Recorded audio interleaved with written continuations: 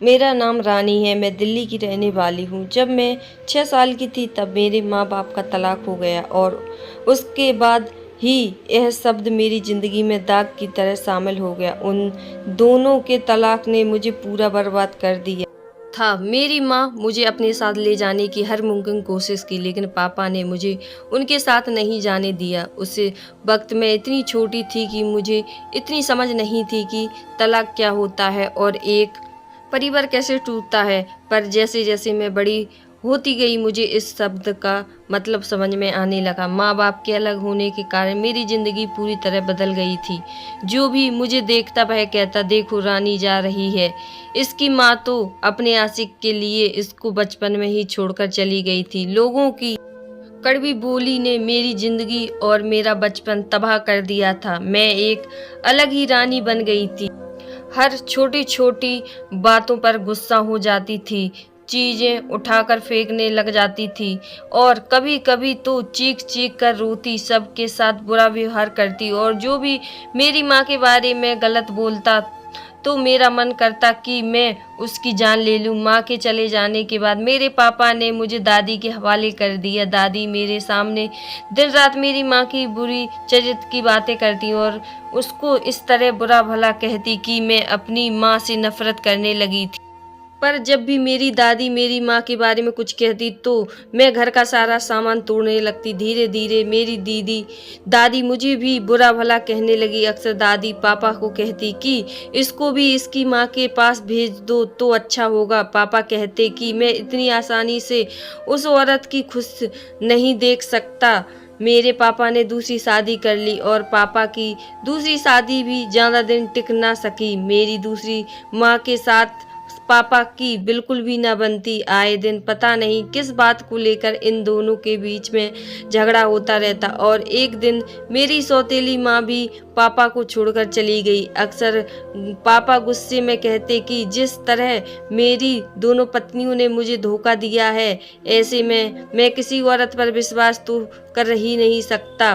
पापा को औरतों का इस तरह धोखा देना यह सदमा बर्दाश्त नहीं कर सके और फिर एक दिन अचानक से मेरे पापा की मौत हो गई।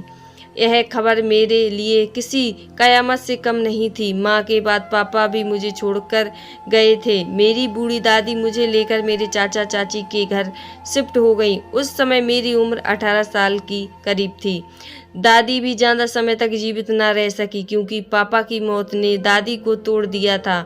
मैं पूरी तरह से चाचा चाची पर निर्भर हो गई थी। चाचा जी तो मुझे बहुत प्यार करते थे। चाची का स्वभाव कुछ अजीब सा था। जब भी चाचा जी मेरे साथ प्यार से पेश आते या अपने बच्चों की तरह मेरे साथ प्यार जताते तो चाची के चेहरे पर नफरत के भाव आ जाते। उनको चाचा जी के मेरे साथ यह अच्छा बर्ताव पसंद नहीं आता। कभी कभी चाची मेरी माँ के बारे में कोई गलत बात कह देती तो गुस्से में चीज़ें तोड़नी शुरू कर देती।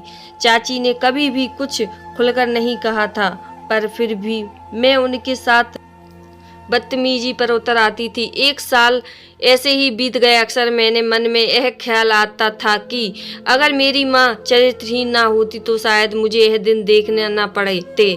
मैं भी दूसरे बच्चों की तरह एक साधारण और अच्छी जिंदगी गुजारती। मेरे अंदर एक अजीब सा एहसास आ गया था।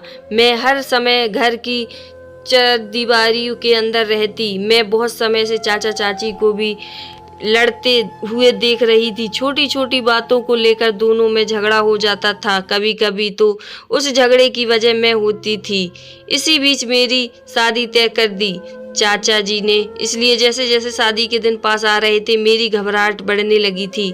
अनीस ने एक बार मुझे मिलने के लिए आया था और उनका स्वभाव भी मुझे कुछ सख्त ही लगा था, पर मेरे चाचा जी ने मुझे तसल्ली दी कि अनीस बहुत अच्छा लड़का है और तुम्हें कोई परेशानी नहीं होगी। बहुत बड़ा सादगी के साथ हमारी शादी हो गई और जब विदाई का समय आया तो चाचा जी ने मेरे सिर पर हाथ रखकर आशीर्वाद दिया और साथ में एक चादर भी मेरे हाथ में पकड़ा दी और धीरे से एक बात कही जो मेरे लिए कुछ अजीब सी थी और फिर कहा, तुम्हारा पति रात को सो जाए तो उसके ऊपर यह चादर डाल देना। उसका स्वभाव तुम्हारे लिए बहुत अच्छा रहेगा और कभी भी तलाक नहीं होगा। चाचा जी की यह बात सुनकर मैं हैरान रह गई और मैंने झट से चादर पकड़ ली। चाचा जी ने मेरी सबसे बड़ी मुश्किल का हल कर दिया था। मुझे उन पर प्यार आने लगा था क्योंकि उन्होंने काफ़ी समय से मेरी ज़िंदगी में मेरे पिताजी की जगह ली थी और आज यह साबित कर दिया था कि वह मुझे अपने बच्चों की तरह ही प्यार करते। बिना कहे ही वह मेरी परेशानी जान गए। चाचा जी ने जो बात मुझे कही थी वह मैंने अपने पल्ले बांध ली थी। जब मैं विदा होकर अनीस के घर पहुंची तो मेरा दिल जोर जोर से धड़क रहा था। यह एक छोटा घर था जहां मुझे और अनीस को अकेले ही रहना था। अनीस के माँ बाप भी नहीं थे और बहनों की शादी हो गई थी। अनीस के रिश्तेदार मतलब मेरी चाची भी भाभी ने मुझे अनीस के कमरे में बैठा दिया था। जाते जाते मैं कहा कि देख तुम कम उम्र की हो इसलिए मैं तुम्हें समझा रही हूँ। ऐसा कोई बचपना न करना जिस कारण तुम्हारा घर बर्बाद हो जाए। अगर कोई बात हुई तो सारा दोष तुम्हारे ऊपर आ जाएगा। पहले ही तुम्हारी माँ के कारण तुम्हें कोई भी अपने घर की इज्जत नहीं बनाना चाहता था। अब तुम्हारी शादी अनीस के साथ हो गई है। अब तुम्हें खुद ही हर बात का ध्यान रखना पड़ेगा। उनकी बातों ने मुझे और भी डरा दिया था। तारा कहने लगी कि अनीस का स्वभाव कुछ अलग सा है, तुम्हें खुद ही समझ आ जाएगा और उनके साथ जिंदगी गुजारना आसान नहीं है। तारा दीदी मुझे नसीहत देकर चली गई और मेरा दिमाग उनकी बातों में उलझ गया था। कई घंटों के इंतजार के बाद जब अनीस कमरे में आया तो उनका मूड कुछ ठीक नहीं था। कमरे में आते ही उन्होंने अपना सामान इधर उधर फेंकना शुरू कर दिया। ऐसा लग रहा था कि जैसे वह बहुत गुस्से में थे। मैं डर के मारे पसीने से भीग गई थी। मेरे हाथ पैर कांप रहे थे। अनीस मेरे पास आने की वजह सीधा बाथरूम में चला गए और कपड़े बदल कर बाहर आए तो अभी तक बेड पर ही उन्हीं का इंतजार कर रही थी। मुझे देखते ही वह गुस्से के साथ कहने लगे, तू कब तक यहाँ तू बैठी रहेगी? मुझे नींद आ रही है, मेरा बिस्तर साफ कर। अनीस के शब्दों ने मेरे होश उड़ा दिए थे। दिल में जो थोड़ों बहुत अरमान बचे थे वह आंसुओं में बह गए। मैंने जल्दी से उठकर उनका बिस्तर साफ कर दिया और अपने भी कपड़े बदल लिए। विदाई से पहले चाची की लड़कियों की बात मेरे कानों में गूंजने लगी। आज तो रानी इतनी सुंदर लग रही है कि अनीस जी तो बस देखते ही रह जाएंगे, पहली ही नज़र में अपना दिल हार बैठेंगे। मैं एक लंबी सांस भर गई थी। ऐसा कुछ भी नहीं हुआ था। मेरी खूबसूरती किस्मत बदलने वाली नहीं थी। अनीस लेटते ही गहरी नींद में सो गए। अचानक मेरी नज़र चाचा जी की दी हुई चादर की तरफ गई तो मैंने जल्दी से वह चादर उठाई और ऊपर डाल दी। मुझे आने वाली जिंदगी में कोई खास उम्मीद नहीं थी, पर इस बात का यकीन जरूर था कि अगर चाचा जी ने मुझे यह चादर दी है तो जरूर इसका कोई ना कोई असर होगा। और अगली सुबह जब अनीस सोकर उठे तो उनका मूड बिल्कुल ठीक था। मैं उनसे पहले ही जाग चुकी थी। वह खुद ही मेरे करीब आए और कहने लगे, रानी रात में मैं गुस्से में था, हो सके तो मुझे माफ़ करना। अनीस का इतना बदला हुआ रूप देखकर मैं हैरान रह गई। वह जल्दी से तैयार हो गए थे। टाइम बहुत ज़्यादा हो गया था और चाचा जी ने नाश्ता लेकर आना था। रस्मों के मुताबिक मैं नाश्ता करके अपने घर वापस चली गई। चाचा जी मुझे देखकर बहुत खुश हुए और कहने लगे, तू हमेशा इस तरह से ही खुश रहना और बस अपने पति के ऊपर रोज चादर डालती रहना। और जो बात मेरे कानों में गूंजने लगी, आज तो रानी इतनी सुंदर लग रही है कि अनीस जी तो बस देखते ही रह जाएंगे, पहली ही नज़र में अपना दिल हार बैठेंगे। मैं लंबी सांस भरकर रह गई थी। ऐसा कुछ भी नहीं हुआ था। मेरी खूबसूरती किस्मत बदलने वाली नहीं थी। अनीस जी लेटते ही गहरी नींद में चले गए। उस पर काम करते रहना। मैंने उसमें पूछा, चाचा जी इस चादर में ऐसी क्या बात है? तो एक लाल रंग की साधारण सी चादर। चाचा मुस्कुराते हुए कहने लगे, हर बात बताने वाली नहीं होती, बस तुम उस चादर को कभी कभी डालना मत भूलना, नहीं तो हो सकता है कि तुम्हारा तलाक हो जाए। चाचा जी की यह बात सुनकर मेरे रोंगटे खड़े हो गए और मैंने कहा, नहीं चाचा जी, मैं कभी नहीं भूलूंगी। तलाक का नाम सुनकर तो मैं कांप जाती थी। शाम तक अनीस मुझे लेने के लिए आ गया और उनका मूड भी बहुत अच्छा था। उस दिन के बाद कोई भी ऐसा दिन नहीं गया जब अनीस के सोने के बाद मैंने उनके ऊपर चादर ना डाली हो। यह लाल रंग की चादर मुझे जान से भी ज़्यादा प्यारी हो गई थी। मेरा बहुत अच्छा ख्याल रखता था। उनका स्वभाव भी मेरे प्रति बहुत नरम था। अगर कभी वह गुस्सा करते तो चुपचाप सुन लेती, उनसे कुछ ना कहती, क्योंकि मुझे पता था कि चाचा जी की चादर के कारण अनीस का गुस्सा कुछ समय के बाद ही खत्म हो जाता है। पता नहीं इस चादर में ऐसी कौन सी बात थी जो अनीस जैसा गुस्से वाला इंसान भी ठंडा हो जाता था। मैं बहुत अच्छी जिंदगी गुजर कर रही थी। तभी कुछ दिन बाद पता चला कि मैं मां बनने वाली हूँ। यह खबर सुनकर मैं और अनीस बहुत खुश हुए। थोड़े दिनों बाद मेरी तबीयत कुछ खराब रहने लगी और मुझे कुछ भी अच्छा नहीं लगता था और इसी कारण एक रात अनीस के सोने के बाद मैं चाचा जी की दी हुई चादर अनीस के ऊपर डालना भूल गई। मैंने दवाई ली हुई थी, इसलिए मैं अनीस से पहले ही सो गई। यह मुझे बहुत बड़ी गलती हो गई थी और इस बात का एहसास मुझे उस वक्त हुआ जब सुबह मेरी 5 बजे आँख खुली। यह देखकर मेरे रोंगटे खड़े हो गए कि मैं अनीस के ऊपर रात को चादर डाली ही नहीं। चाचा जी की यह बात मेरे कानों में गूंजने लगी। अगर तुमने रात को चादर नहीं डाली तो तुम्हारा तलाक हो जाएगा। अभी मैं इन बातों में खोई हुई थी कि अनीस जाग गए। उनको देखकर मुझे डर लगने लगा। मैं सोच रही थी पता नहीं अब क्या होगा। तभी अनीस मेरी तरफ देखकर कहने लगे, तुम क्यों जाग रही हो? तुम्हारी तबीयत ठीक नहीं है ना?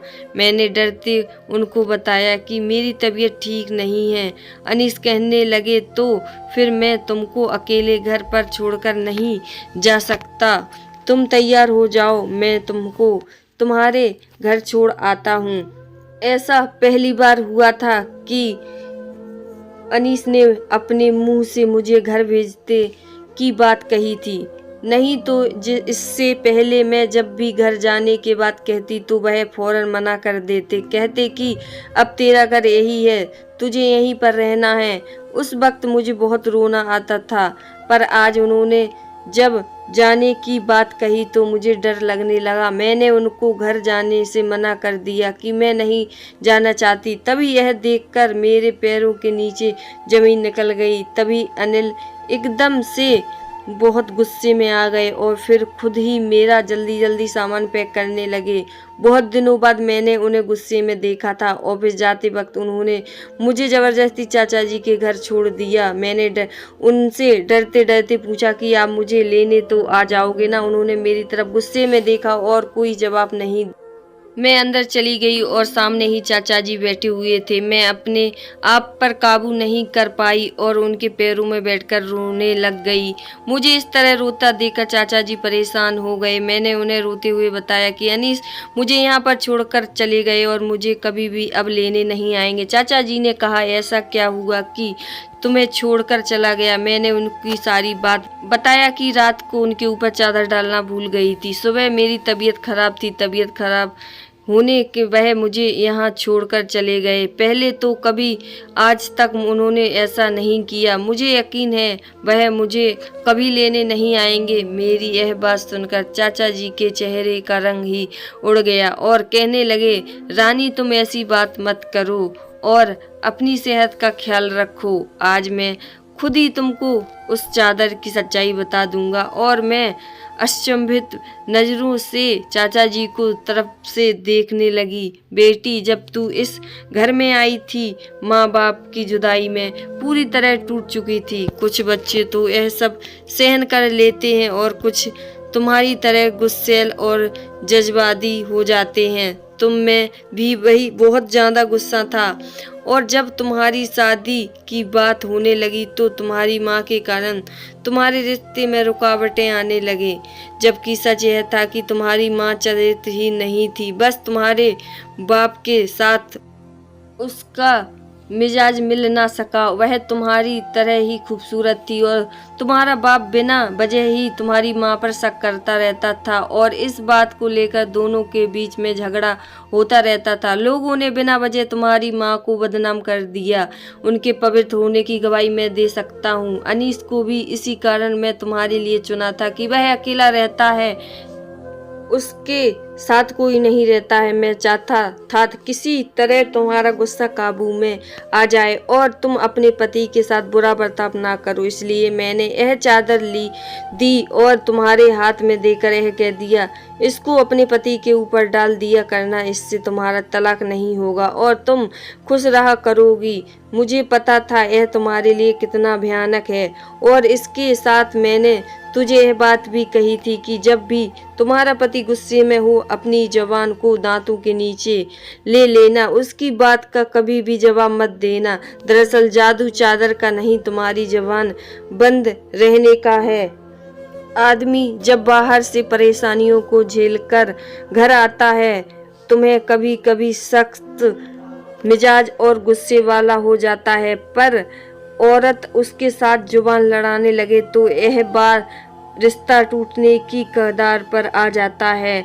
दोनों में से किसी का चुप रहना जरूरी है। मुझे पता था कि अनीस थोड़ा सख्त है, इसलिए मैंने तुमको चादर की आड़ में यह तरीका बताया जिस कारण तू अनीस के सामने चुप रही और वह तुम्हारी कदर करने लगा। उस इंसान को अगर सीधे शब्दों में बताया समझाया जाए तो उसको समझ नहीं आती।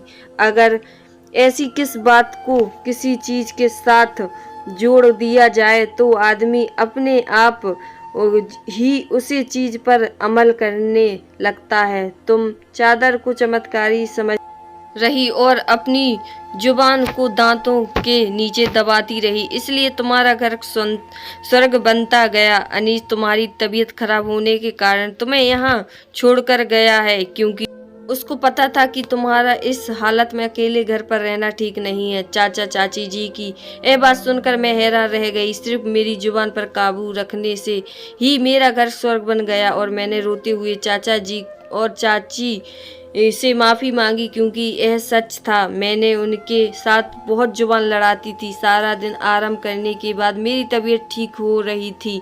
शाम को चाची जी खुद ही मेरे और अनीस के लिए खाना बनाया और अनीस भी मुझे लेने के लिए आ गए। चाचा जी ने मुझे ज़िंदगी की हकीकत सिखा दी, जिसको सीखना हर लड़की के लिए ज़रूरी है। जब आदमी गुस्से में कुछ कहा जाए, औरत को उसका अपनी जबान पर काबू रखना चाहिए और यही औरत करने लगे तो घर में कभी लड़ाई झगड़ा नहीं होंगे। कहानी पसंद आए तो लाइक शेयर सब्सक्राइब करना। हर हर महादेव।